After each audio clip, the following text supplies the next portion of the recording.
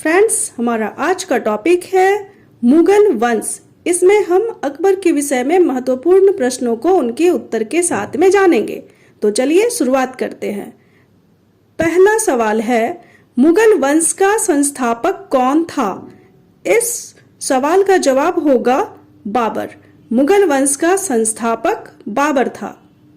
आपका अगला सवाल है, 1526 ईस्वी में बाबर ने किस वंश के शासक को परास्त कर मुगल साम्राज्य की नींव डाली?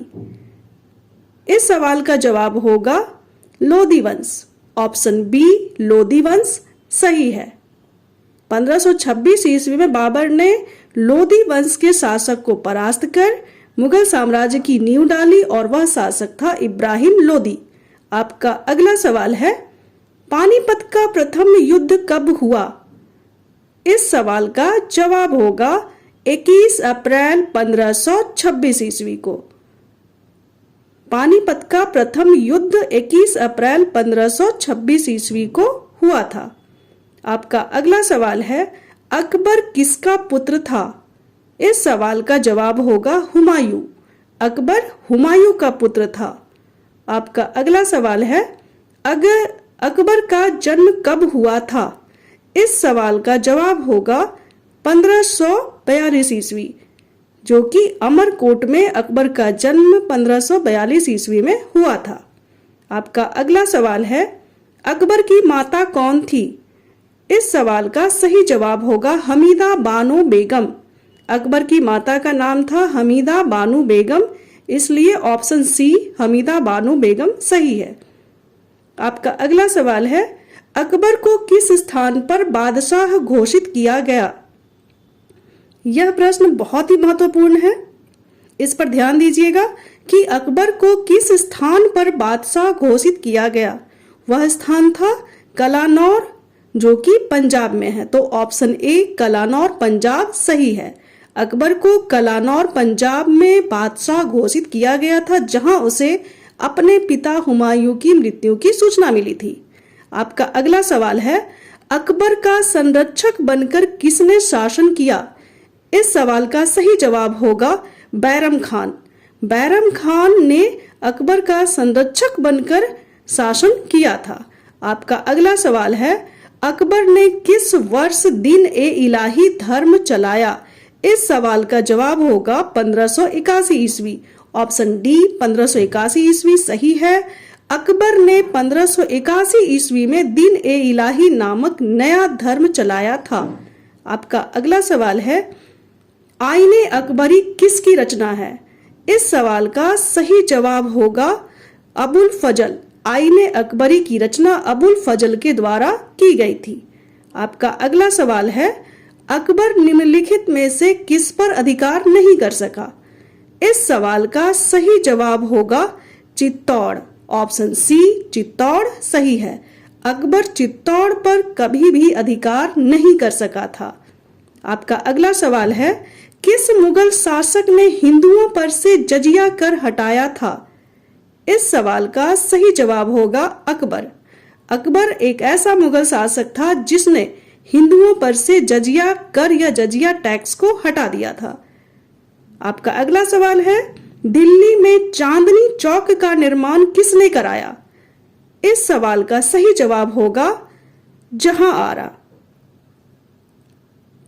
जहां आरा के द्वारा दिल्ली में चांदनी चौक का निर्माण करवाया गया था, जो आज भी है। आपका अगला सवाल है, बुलंद दरवाजा कहां स्थित है? तो इस सवाल का सही जवाब होगा फतेहपुर सीकरी। फतेहपुर सीकरी को अकबर ने ही बसाया था और बुलंद दरवाजा वही स्थित है। तो इस क्वेश्चन का सही आंसर होगा फतेहपुर सीकरी में बुलंद दरवाजा स्थित है। आपका अगला सवाल है, अकबर ने अबुल फजल से अपने स्वयं के काल का इतिहास लिखवाया। ये ध्यान दीजिएगा, ये क्वेश्चन आ सकता है कि अकबर ने अपने स्वयं के काल का इतिहास किससे लिखवाया? तो इसका आंसर होगा अबुल फजल से लिखवाया। और इसी में दूसरा क्वेश्चन अटैच है, प्राचीन काल में ऐसी परंपरा कहाँ थी? तो प्राचीन काल में ऐसी परंपरा चीन में थी। तो इस सवाल का सही जवाब होगा चीन।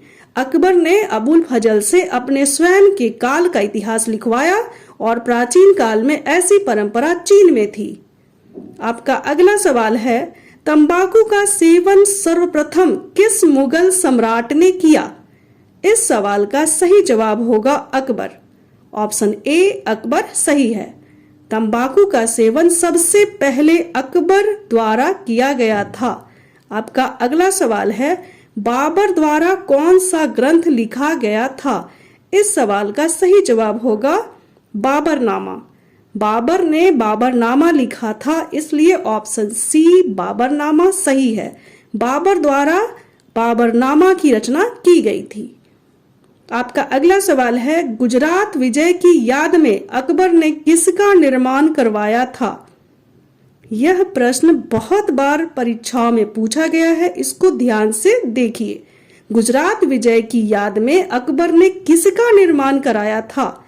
तो इस प्रश्न का सही जवाब होगा बुलंद दरवाजा। गुजरात विजय की याद में ही अकबर ने बुलंद दरवाजा का निर्माण कराया था। प्रश्न यह भी आ सकता है कि बुलंद दरवाजा का निर्माण किसने करवाया था? तो उसका जवाब होगा अकबर ने। आपका अगला सवाल है, पानीपत की दूसरी लड़ाई 5 अप्रैल 1556 ईस्वी में हुई थी और इस प्रश्न में क्या पूछा गया है? पानीपत की दूसरी लड़ाई निम्नलिखित में से किसके बीच हुई थी? ये कब हुई थी? इसका आंसर इसमें दिया हुआ है कि 5 अप्रैल 1556 ईस्वी को हुई थी, लेकिन किसके बीच हुई थी? इस सवाल का सही जवाब होगा अकबर और हेमू के बीच। ऑप्शन ए अकबर और हेमू सही है। पानीपत की दूसरी लड़ाई जो हुई थी वो 5 अप्रैल 1556 ईस्वी को हुई थी और किसके बीच हुई थी? अकबर और हेमू के बीच हुई थी। इसी हेमू का पूरा नाम हेमचंद्र है, जो कि कभी कभी परीक्षाओं में पूछा जाता है। तो इस सवाल का सही जवाब है ऑप्शन ए अकबर और हेमू। आपका अगला सवाल है, मुगल काल की राजभाषा कौन थी? इस सवाल का सही जवाब होगा फारसी। ऑप्शन बी फारसी सही है। मुगल काल की राजभाषा फारसी थी। आपका अगला सवाल है, दिन ए इलाही नामक नया धर्म किसके द्वारा आरंभ किया गया था? इस सवाल का सही जवाब होगा अकबर। अकबर एक ऐसा मुगल शासक था जिसने नया धर्म चलाया, जिसे नवीन धर्म के नाम से जाना जाता है। इस धर्म का नाम था दिन ए इलाही। तो इस प्रश्न का सही जवाब होगा ऑप्शन ए अकबर। दीन ए इलाही नामक नया धर्म अकबर के द्वारा चलाया गया था। आपका अगला सवाल है, अकबर के दरबार के सुलेखकार का नाम क्या है? सुलेखकार का मतलब होता है जो सही सही राइटिंग में लिखता है। और इसी में प्रश्न को आगे देखिए, जिसे जरी कलम या स्वर्ण कलम के नाम से सम्मानित किया गया था। इस सवाल का सही जवाब होगा मोहम्मद हुसैन। ऑप्शन सी मोहम्मद हुसैन सही है।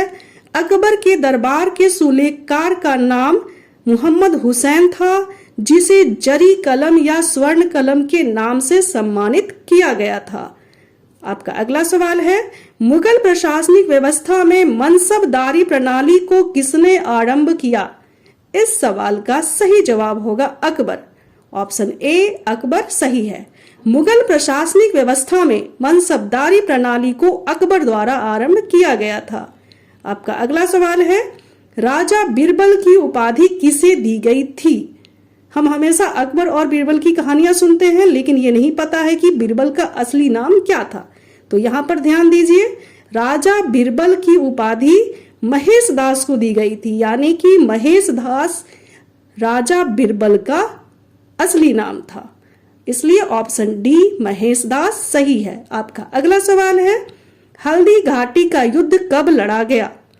इस प्रश्न का जवाब होगा 1576 ईस्वी में। ऑप्शन बी 1576 ईस्वी सही है। हल्दी घाटी का युद्ध 1576 ईस्वी में लड़ा गया। आपका अगला सवाल है, अकबर द्वारा बनाई गई कौन सी इमारत का नक्शा बौद्ध विहार की तरह है? इस प्रश्न पर ध्यान दीजिएगा। यह प्रश्न क्या पूछा जा रहा है? अकबर द्वारा बनाई गई कौन सी इमारत का नक्शा बौद्ध विहार की तरह है? इस प्रश्न का सही जवाब होगा पंचमहल। ऑप्शन ए पंचमहल सही है। आपका अगला सवाल है, अकबर ने सर्वप्रथम अपना वैवाहिक संबंध किन राजपूतों के साथ स्थापित किया? इस सवाल का सही जवाब होगा कछवाहों के साथ। हमने हमेशा जोधा बेगम का नाम सुना है, लेकिन ये जोधा बेगम जो है वो कछवाहों की राजकुमारी थी, इसलिए अकबर ने सर्वप्रथम अपना वैवाहिक संबंध कछवाहों राजपूतों के साथ में स्थापित किया। आपका अगला सवाल है, किस मुगल शासक का 2 बार राज्याभिषेक हुआ? इस सवाल का सही जवाब होगा औरंगजेब। औरंगजेब एक ऐसा मुगल शासक था जिसका 2 बार राज्याभिषेक हुआ था। आपका अगला सवाल है, अकबर का मकबरा कहाँ स्थित है? इस सवाल का सही जवाब है आगरा के सिकंदरा में। तो ऑप्शन डी आगरा सही है। अकबर का मकबरा आगरा में स्थित है। आपका अगला सवाल है, किस युद्ध के पश्चात भारत में मुगल साम्राज्य की नींव पड़ी?